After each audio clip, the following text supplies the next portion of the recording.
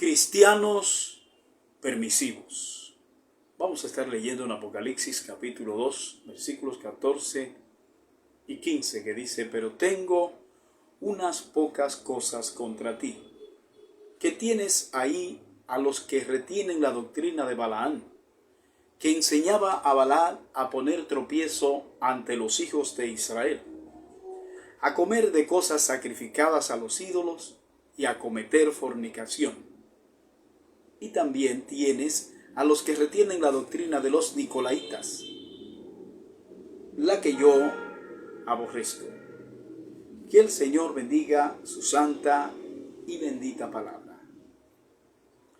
A pesar de todos los sufrimientos que provocaba en la iglesia de Pérgamo la manifestación odiosa del enemigo de nuestras almas, y a pesar de tener en su seno a personas de tanta gallardía como Antipas, en la iglesia de Pérgamo había un grave mal que el Señor se encarga de revelar. Pero tengo unas pocas cosas contra ti, que tienes ahí a los que retienen la doctrina de Balaam, que enseñaba a Balaam a poner tropiezo ante los hijos de Israel, a comer de cosas sacrificadas a los ídolos y a cometer fornicación. Y también tienes a los que retienen la doctrina de los Nicolaitas, la que yo aborrezco. Apocalipsis capítulo 2 versículos 14 y 15. La iglesia de Pérgamo era permisiva, como lo son hoy muchas iglesias y cristianos en particular, que admiten comulgar con acciones que el Señor repudia en su santa palabra. Tenemos el deber de aborrecer lo que Dios aborrece, aunque esto nos haga impopulares ante el mundo, ante los demás. El Señor encontró dos cosas muy negativas en la iglesia de Pérgamo. Número uno, eran tolerantes de las doctrinas de Balaam y eran tolerantes de las doctrinas de los Nicolaitas. La historia de lo que hizo Balaam se encuentra narrada en Números capítulos 22 al 24. Balaam, un arameo de la región mesopotámica, autoproclamado como profeta, fue contratado por el rey moabita Balac para que maldijera al pueblo de Israel, cosa que naturalmente Dios no permitió. Para lograr su maléfico propósito, Balaam procuraba que los judíos cometieran algún pecado para que se le aplicase lo que está escrito en Deuteronomio capítulo 28, donde se enseña que la bendición es producto de la obediencia, mientras que la maldición es el resultado de la desobediencia. Vamos a hablar un poco más acerca de Balaam y de su doctrina y de sus acciones un poco más adelante. Con respecto a los Nicolaitas, adelantamos que estos parecen ser personas con influencias gnósticas que incitaban a la iglesia a aceptar este tipo de creencia. Pero vamos a hablar un poco más de ellos más adelante y de lo que esto significa. Vamos a ver 3 puntos en nuestra plática en el día de hoy. En primer lugar, el cristiano no debe ser permisivo.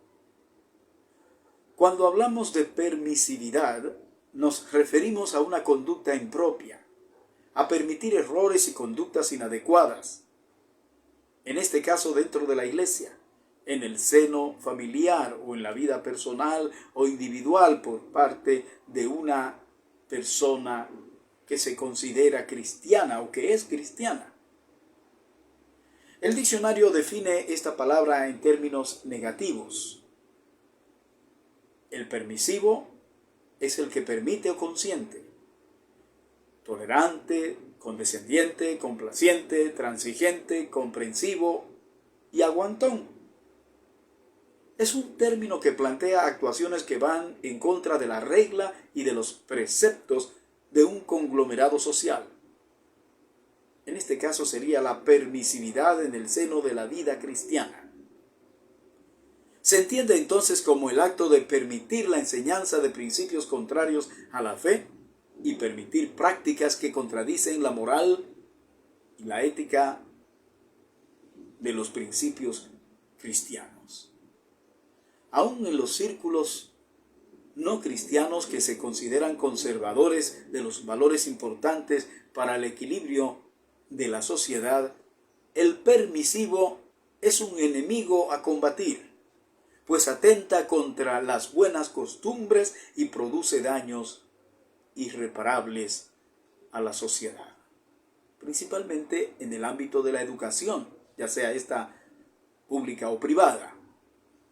Un ejemplo de un tipo de educación permisiva es permitir al niño que haga lo que le dé la gana, tanto en su casa como en la escuela o en cualquier lugar. Tiene que haber restricciones y un modo correcto de ser y de hacer en todos los aspectos de la vida. Una sociedad que actúa sin base en principios y valores va rumbo al colapso total. Lo mismo se aplica a la vida de la fe, a la vida cristiana, y esto con mucha más razón, puesto que las demandas del Señor son siempre superiores.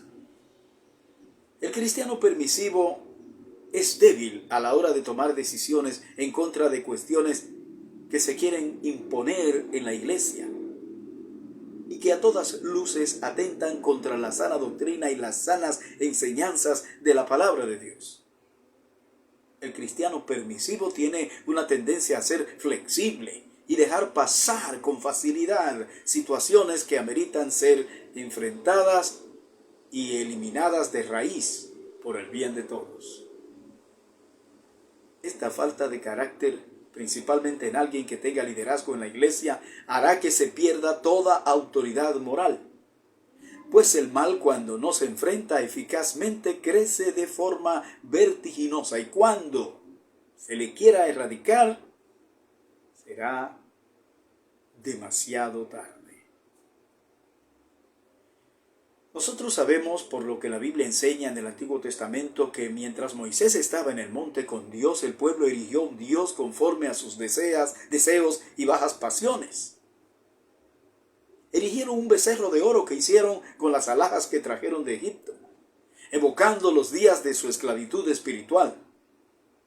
Y por causa de esto, a ellos les cabe el refrán referido por el apóstol Pedro que dice: el perro vuelve a su vómito y la puerca lavada a revolcarse en el cieno, o sea, en el lodo. Segunda de Pedro 2:22. Esto ocurrió bajo la tutela permisiva de Aarón, o sea, bajo su consentimiento, y fue algo que trajo fatales consecuencias. Por causa de este tipo de actitud, el pueblo de Israel que salió de Egipto fue siendo diezmado poco a poco, quedando así postrados en el desierto. No soportaron la disciplina, no pasaron la prueba. Estas son las cosas que los cristianos tenemos que evitar. Número 2, el cristiano no debe ser permisivo con los falsos profetas. La permisividad de la iglesia de Pérgamo con respecto a enseñanzas falsas hace que el Señor traiga a la memoria el caso de Balaam. La perversidad de este falso profeta es altamente conocida. El apóstol Pedro escribe acerca de él lo siguiente: han dejado el camino recto y se han extraviado siguiendo el camino de Balaam, hijo de Beor, el cual amó el premio de la maldad.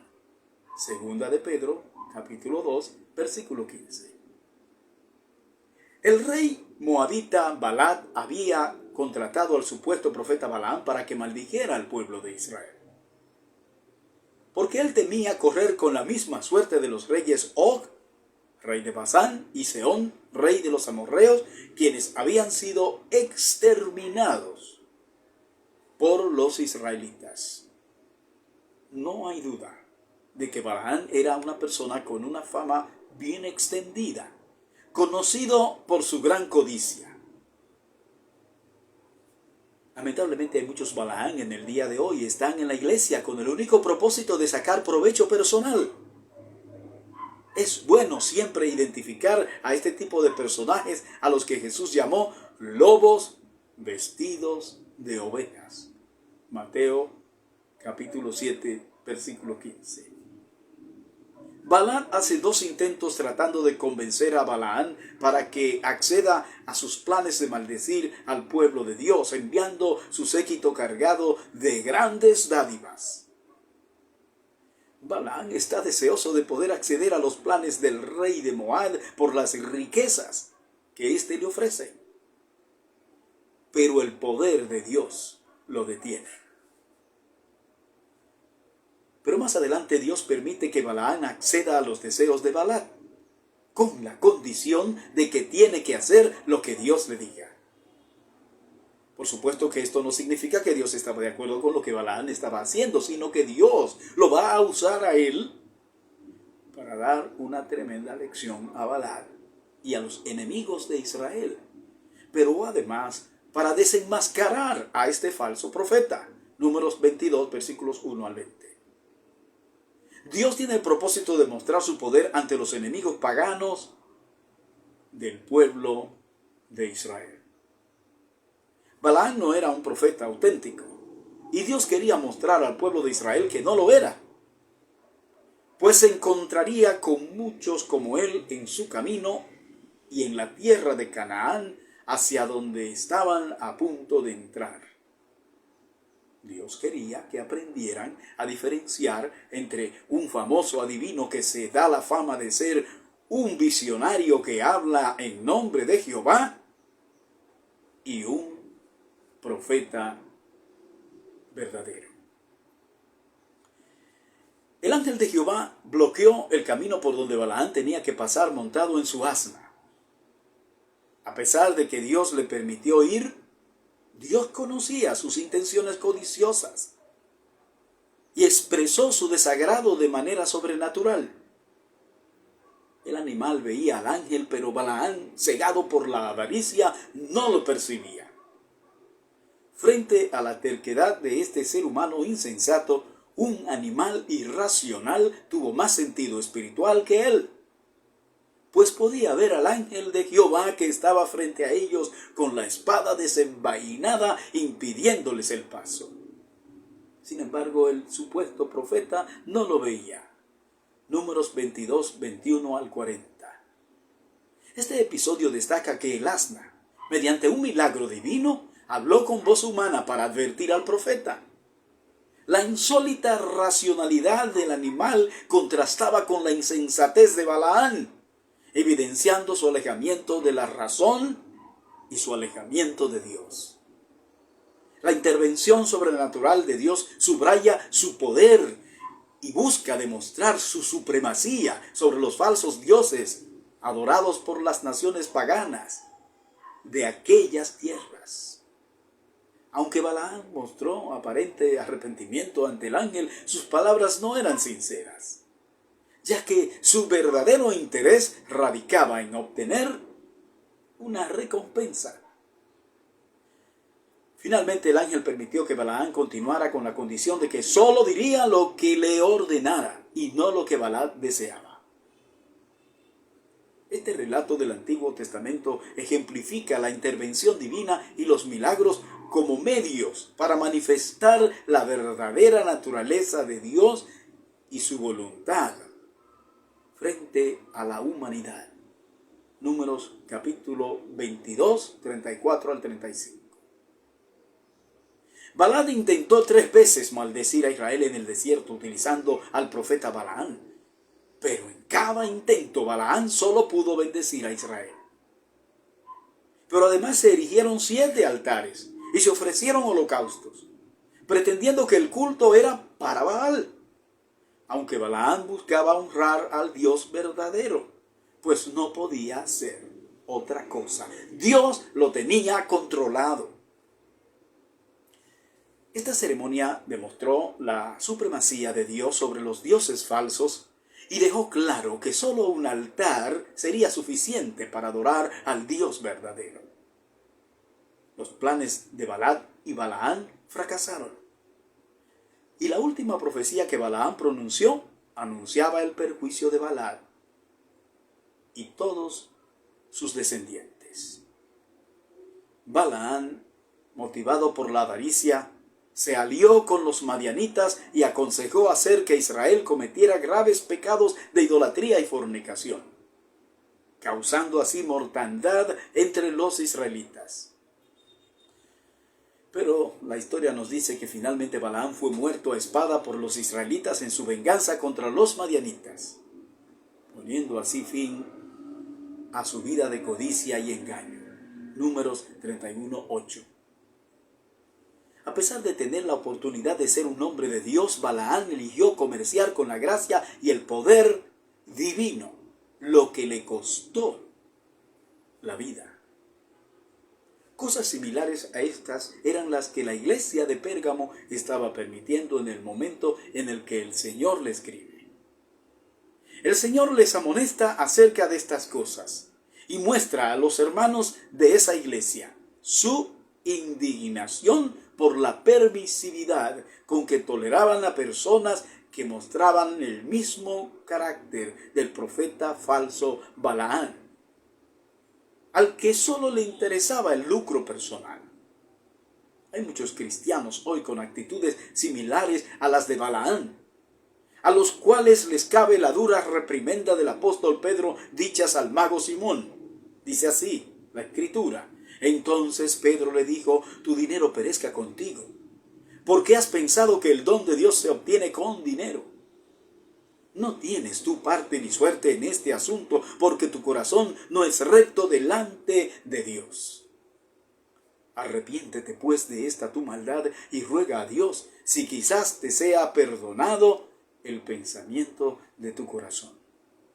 Porque en hiel de amargura y en prisión de maldad veo que estás. Hechos 8, versículos 20 al 23. Finalmente, el cristiano no debe ser permisivo de doctrinas heréticas. Con respecto a la doctrina de los nicolaitas, que como podemos ver estaban activos tanto en la iglesia de Pérgamo como en la iglesia de Éfeso, en realidad los estudiosos bíblicos no se han puesto de acuerdo acerca de qué son los nicolaitas. Parecen ser las creencias de un tal Nicolás. Bueno, por la derivación del nombre. Se piensa que eran creencias gnósticas. Recordemos que el apóstol Juan, quien llegó a ser pastor de la iglesia de Éfeso, fue uno de los grandes defensores de la fe cristiana contra el gnosticismo.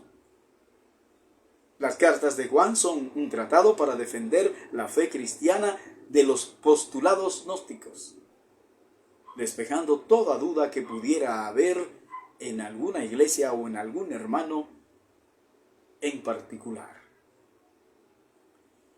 El apóstol Pablo habla a los efesios y les advierte que entrarían en la congregación lobos rapaces, falsos profetas, que no perdonarían el rebaño. Así lo dice la Escritura, porque yo sé que después de mi partida entrarán en medio de vosotros lobos rapaces que no perdonarán al rebaño. Y de vosotros mismos se levantarán hombres que hablen cosas perversas para arrastrar tras sí a los discípulos. Hechos 20, 29 y 30.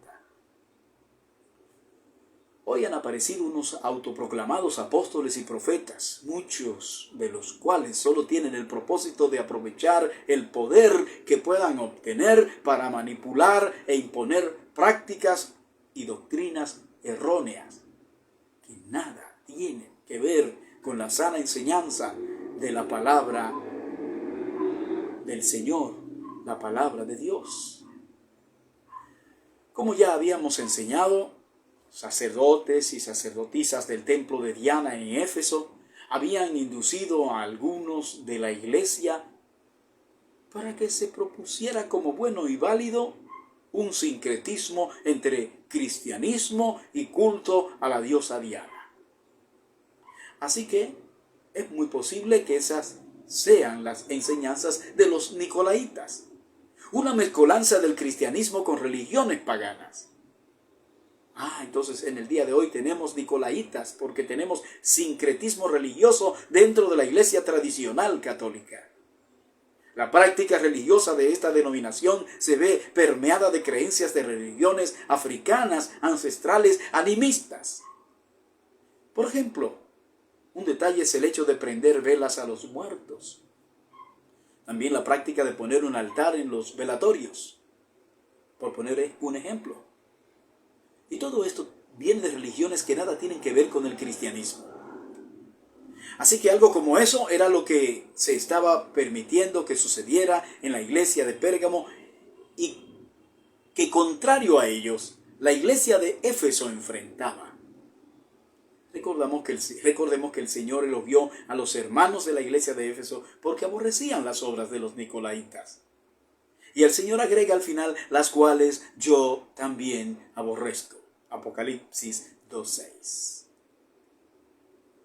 Los cristianos estamos en la obligación de aborrecer todo aquello que el Señor aborrece y de evitar prácticas que atenten contra la sana doctrina.